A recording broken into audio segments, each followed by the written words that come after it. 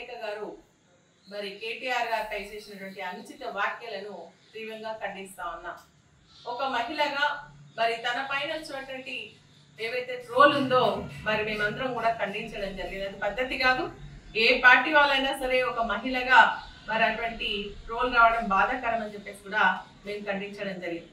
కానీ ఈరోజు కొండా సురేఖ గారు వ్యక్తిగత దూషణలతో మరి పర్సనల్ గా మాట్లాడుతూ కేటీఆర్ గారి పైన చేసినటువంటి ఏవైతే వ్యాఖ్యలు ఉన్నాయో దాన్ని తీవ్రంగా ఖండిస్తా ఉన్నాం. ఎందుకంటే ఒక మహిళగా మరి తను బాధపడుతూ ఇంకొక మహిళను కూడా మరి బయటికి తీసుకురావడం, సినీ ఫీల్డ్ లో ఉన్నటువంటి వారి యొక్క గౌరవాన్ని కించపరిచే విధంగా మాట్లాడడం మంచి పద్ధతి కాదు అని చెప్పేసి కూడా నేను తెలియజేస్తా ఉన్నా. మరి ఆ రోజు నిండు సభలో గౌరవ ముఖ్యమంత్రి గారు మమ్మల్ని కామెంట్ చేసినప్పుడు ఆ రోజు మీకు అనిపించలేదా, మరి అదేవిధంగా వినపడలేదా అని చెప్పేసి అడుగుతానంటే తన దాకా వస్తే గానీ తెలియదా అని చెప్పేసి అడుగుతా ఉన్నా.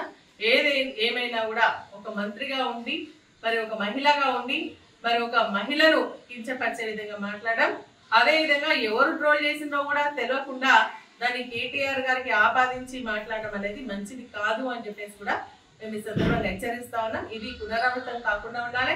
అదేవిధంగా బేషరతుగా మరి కొండా సురేఖ గారు మన సమంత పైన కానీ అదేవిధంగా కేటీఆర్ గారి మరి క్షమాపణ చెప్పాలని చెప్పేసి కూడా మేము డిమాండ్ చేస్తా ఉన్నాం.